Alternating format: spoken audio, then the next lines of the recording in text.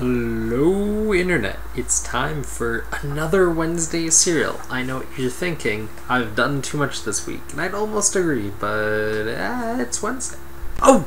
And before I get started, if anyone is going to the Denver Regional Anime Convention, Nandasuka, I will be there this weekend. If you know me, say hi.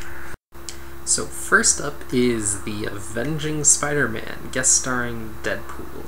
And I thought it would be, a fun romp. And I have to say, of all the crossovers between these two, which only include a few issues so far, this is the worst one. It's trying to play off of a whole Inception idea, except it doesn't do a whole lot with it, and doesn't play on a lot of jokes, and even some of the obvious jokes that would be fun ones to throw in just to, have another line in there, and then layer it with something else. It's not there. It's really thin. It's a problem. It's the problem with Deadpool. They're writing it too thin.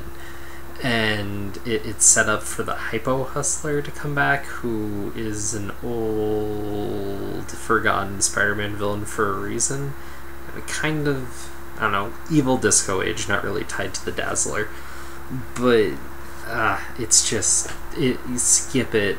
I understand the appeal. That's why I bought this $3.99 comic that I shouldn't have. Not worth it. Do not read it.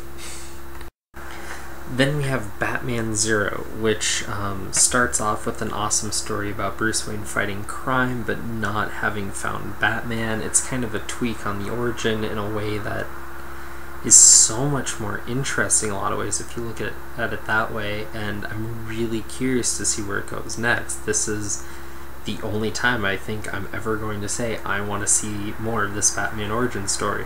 Then it's continued in 2013. No. Fuck that. I'm sorry. There's 4 Bat books. You've sold me on an idea that's going to sell me on buying another Bat book.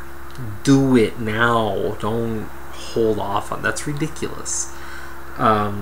And then there's a backup that kind of shows the bat signal and kind of a setup for Batgirl and the Robins, which was really well done as well, and not Scott Snyder, and kind of showing that Batman can be done well by other people. And interesting note that the ad was in there, John Lyman is taking over Detective Comics. Really curious to hear what other people have to say about that, because if I hear good things, I might be getting 2 Batman books? What is happening? AVX continues, and I have to say, for a Marvel event, this is actually gripping. It's coming to an end, and it feels like there's actually going to be a conclusion, a complete story. That's huge. I don't know. It sucks that it's Cyclops that they've made the complete villain, and kind of unprecedented, but they've just twisted in a way that it's unavoidable now, so we'll see what the final outcome is, but at least it's a Marvel event with an ending. That's a huge step up. So, Guarded 3 and Buffy's out, and it dispels the idea of a new status quo. How you get there, you'd have to read, but it's weird because it takes all the momentum that it was building, kind of kills that, so it really makes it unclear where this book's headed, which kind of sucks. I saw some previews that they're bringing in a gay male Slayer, which, whatever, they can change the mythos and anything, but bringing in a new main protagonist is, I don't care. The fact that he's a gay Slayer just seems like such a stuff. I mean, I know it's Buffy and there's a lot of room for that kind of thing. That's totally normally the point. But I don't know. I'll see how it's written, but there's a good chance that it just feels like this book is just off the hinges and they're just kind of throwing ideas out there to kind of see what sticks. So, in this journey into mystery, they kill officially everything I liked about the book, so it gets... So Scarlet Spider wraps up, and what can I say? It's more Houston flavor, a lot of would-be cursing, and it's not much more than that. Minimum Carnage is next, a crossover with Venom, so we'll see how that goes, but if this book doesn't, add a little something extra in the next couple of months, it's on the chopping block. So, Stumptown 2 has started, and I don't know. I think it's the art. It's something. It's good, but it's not amazing. If you didn't read the first Stumptown, do so. But this will probably be good, but it's interesting, but look, for this week, just holy shit. There are no more words for this book than that right now. Then there's a few books that aren't necessarily of this week, but things I wanted to go over real quick. So I've read a good chunk of Concrete now, and it is interesting. The idea is if someone was turned into a thing-like creature. It's a body of concrete that apparently is kind of superheated on the inside and can just endure punishment, but how would they go through life? How would they deal with that? And what would you do? What would you do if you had that body? It sends the character out on a number of smaller adventures, some of the most obvious being like trying to swim across the ocean or climb Everest, and you get to see that, and it's more of a human story, and it's not, it's not a fantastic superhero book, but it is still an interesting take. It's still definitely science fiction, but it is a bit slow. As much as I appreciate this book, I find myself kind of slowly going through and finding that I can read a chunk and then wanting to read something else. So if you haven't read it at all and you're looking for something off the beaten path, definitely something to consider. But, it's a different book. Right, a lot of people have been asking me about where to get into on Spider-Man, and you can find this trade for cheap on Amazon. If you have Amazon Prime, obviously cheaper. This book is, if you're looking to get into Spider-Man, probably a fairly decent entry. It has Nothing Can Stop the Juggernaut, which are a couple of my favorite Spider-Man issues of older lore, and all this is a chunk older. They have this Hide and Seek, which they talked up and arc, and it's not worth too much, but it's there. It doesn't suck. It has The Kid Who Collects Spider-Man and Ma 0001. Recently did a video about that story exactly, and talks about how powerful it is, and it was more impactful on him than it ever was actually on me. So I'd highly recommend checking out that video, link down below. And then there is the Death of Jean DeWolf, which is definitively one of the best Spider-Man stories ever told. Peter David, and it is a lot of the greatest Spider-Man stories have to deal with death. There's no two ways around that. Death of Gwen Stacy, death of Captain Stacy, the origin, death of Ben Parker. I mean, it is part of it, but that one in particular rings a bit different and has a lot going on. The idea of Sin Eater and what that represents in the world of superheroes is just fascinating.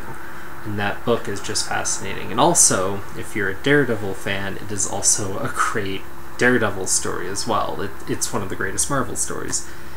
Also, this book has Venom Strikes Back, which are a few Venom issues that are very mediocre.